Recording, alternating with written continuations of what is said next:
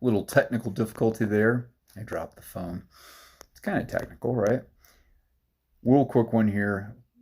I wanted to discuss how fasting can affect your mood. I've learned this over the years, and I don't always do it for this reason. It's an interesting thing because sometimes going into a micro fast day, I'm worried like, maybe, there's that little bit of concern that comes up like, oh, maybe it's time I'll mess it up. There's the virtually any time I've done anything a little bit challenging, there's always some kind of nagging voice or part of me that's like, oh, what if this is the time you don't get it?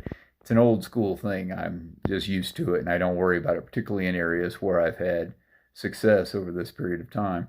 It's really not a concern, although sometimes it is an annoyance. I notice frequently on the fast day, I feel good that I'm on the fast day. It's like, all right, I'm doing it. There's the I'm doing it feeling, but there's also kind of a simple, balanced feeling where it's like I can't screw up with food because I'm eating so light. And of course, now I focus on primarily healthy fats on my microfast days. There's a feeling like I can't really screw up with foods. Yesterday, I kind of screwed up with food, and then I continued that screw up into today. And I got back on the carb roller coaster. It was a mess. My state has been off for almost 24 hours now. So at 7:30 tonight, Mountain Time, if that matters. I stopped eating. I just finished up some coffee with cream at that point. So I'm going to do my best. We'll see how I feel tomorrow, but my plan is to not eat till noon tomorrow. And I'm doing that specifically to kind of make sure I don't screw up my mood again.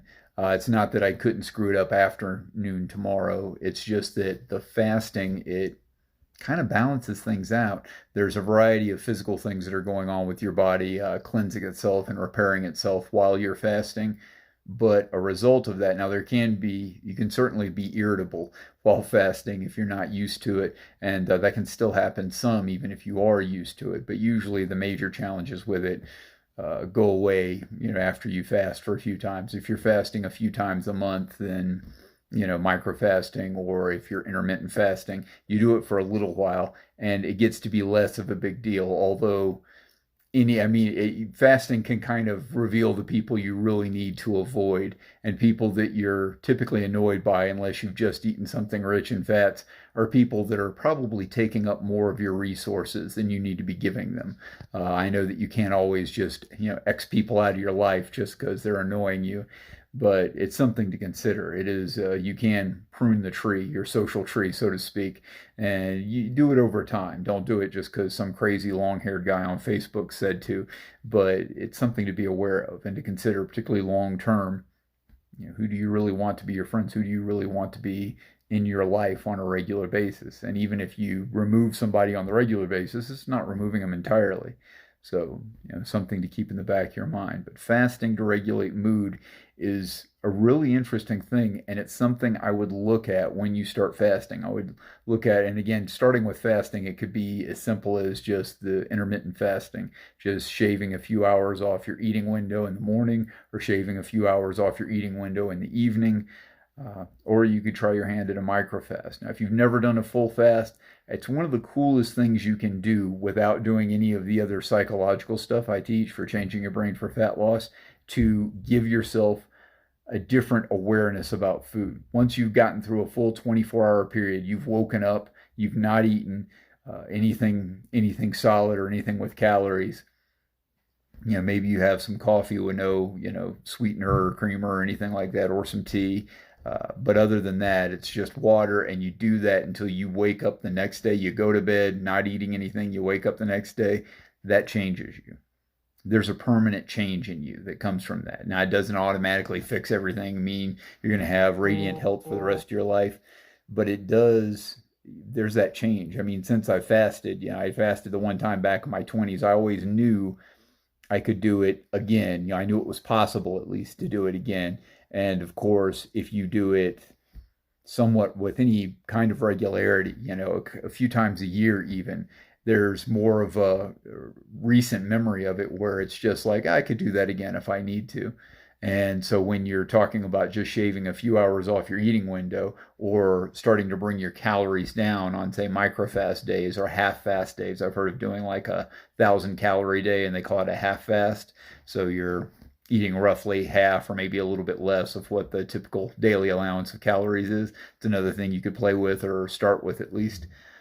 Any of those things seem dramatically easier once you've done a full fast. Once you've done the big thing, then after that, it's just, you know, it can be done. Maybe it's challenging, but you know you can do it. So something to consider. It, helps you feel more effective and more confident going into it.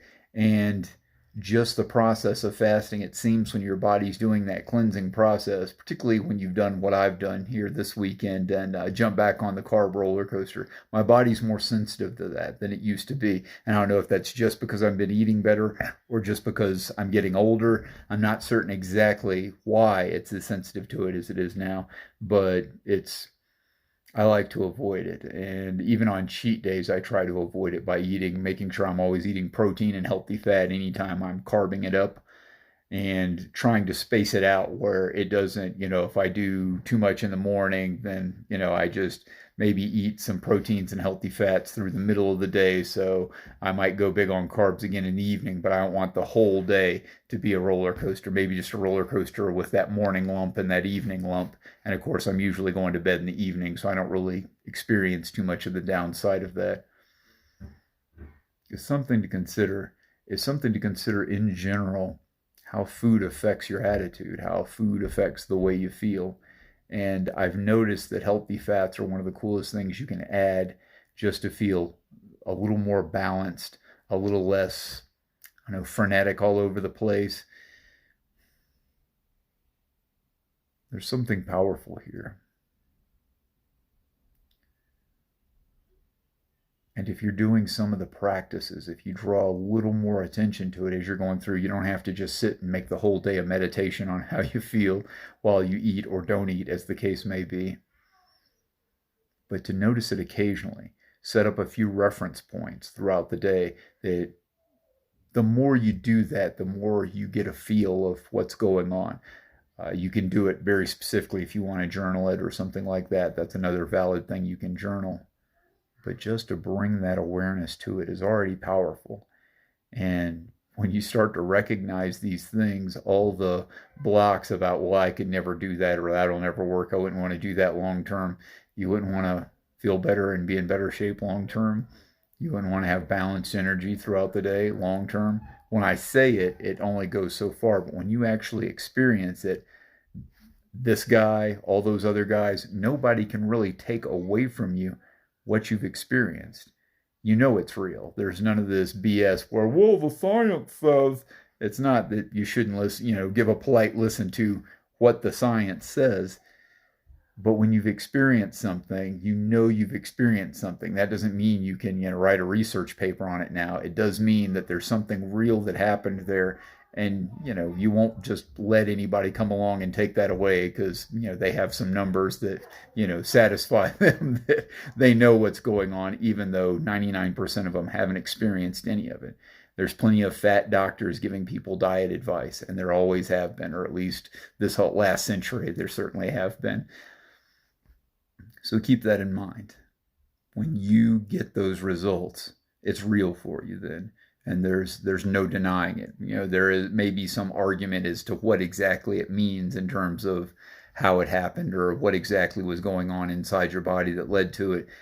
But the results are indisputable. When you see them and experience them for yourself, it becomes undeniable. And there's a confidence that goes with that that's like nothing else I've ever felt. And I want you to feel that too. So if you're not already playing with your diet, if you're not already playing with fasting or the diet journal or any of the relaxation drills to change your brain for fat loss, get some experience in the field. Do it. Make it happen. And once you make it happen, you're going to get the experience and you're going to get the undeniable confidence of having been through it.